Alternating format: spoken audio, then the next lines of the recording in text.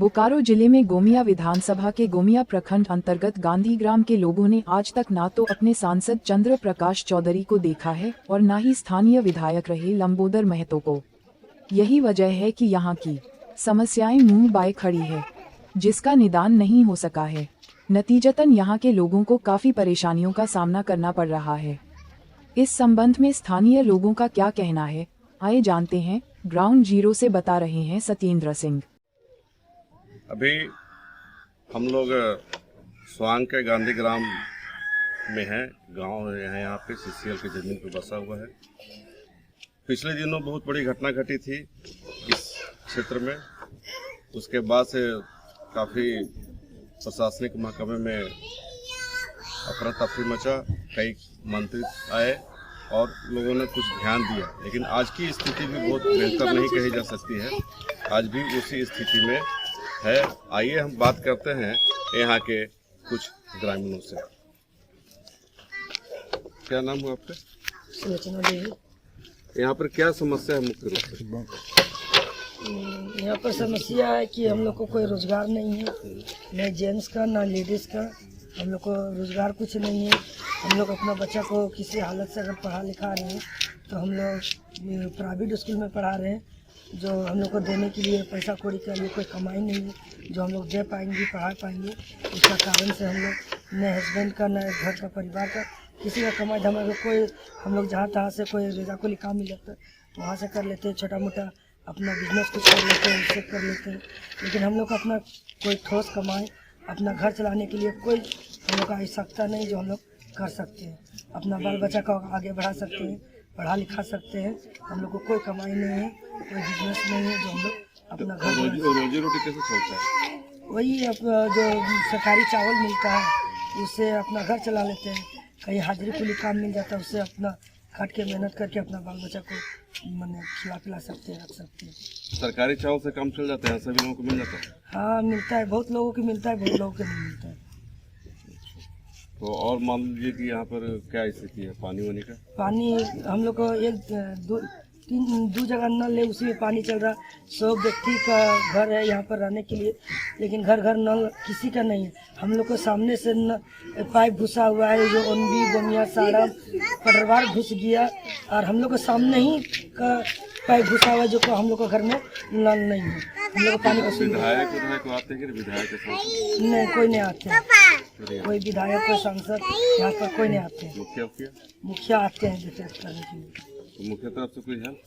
मुखिया वही रोड घुसाए हैं, पंचायत भवन बनाए यहाँ पर, नल उल का जो काम छोटा मोटा होता है वो भी कर देते हैं, मुखिया करते हैं साहब। यहाँ कितने दिनों से आप लोग रह रहे हैं?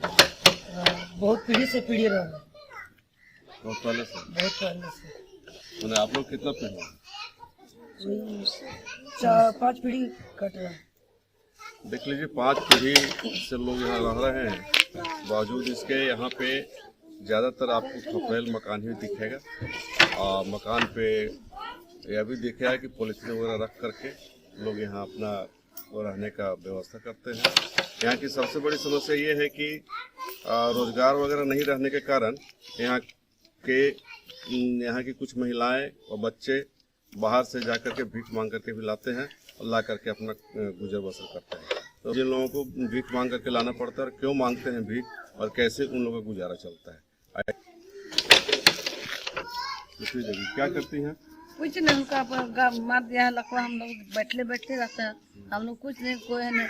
कोई रंता है तो वही को खाने को देता है, नहीं रंता है तो खाने को तो भूख में बैठे रह बैठूल पर में चलने नहीं सकते पाते हैं, कहीं जा नहीं सकते पाते हैं।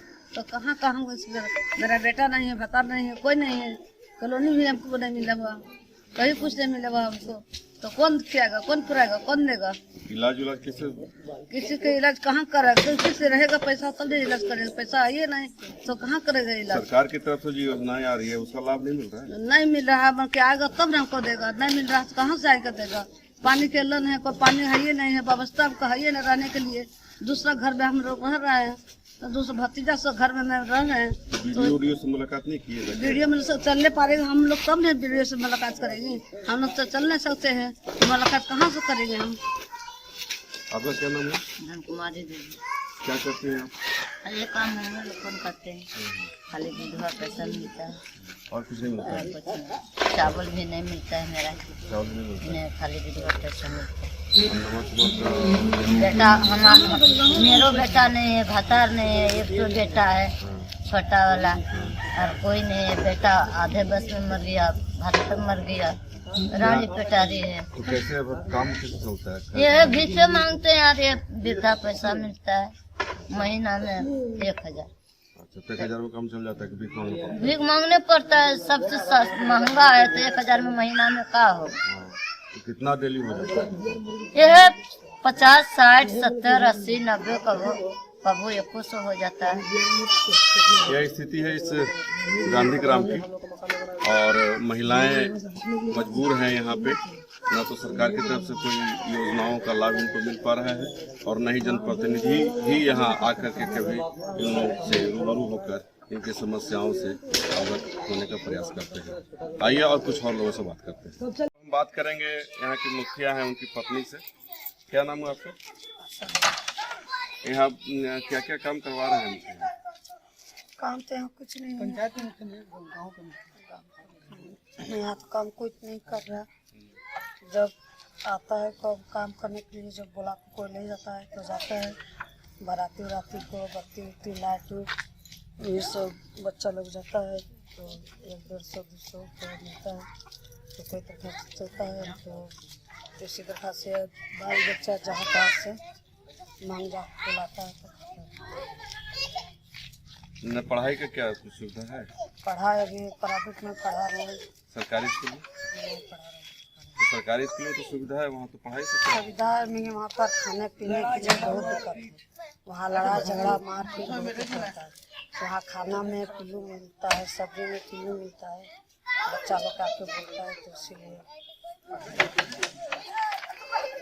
देखिए, अब यहाँ के सरकारी स्कूलों की स्थिति यह है कि भोजन तो मिलता जरूर है, लेकिन बच्चों की शिकायत रहती है कि खाने में कीड़े मकोड़े रहते हैं, जिसके कारण वहाँ तबीयत खराब हो जाती है और इसलिए वो कुछ खा नहीं पाते और यहाँ आकर शिकायत करते हैं। तो गार्जियन से यहाँ के जो भी है थोड़ी बहुत जानकारी जिनको है वो बच्चों को स्कूल भेजना पसंद नहीं करते हैं। ऐसे में कोई भी आदमी स्कूल में नहीं भेजेगा।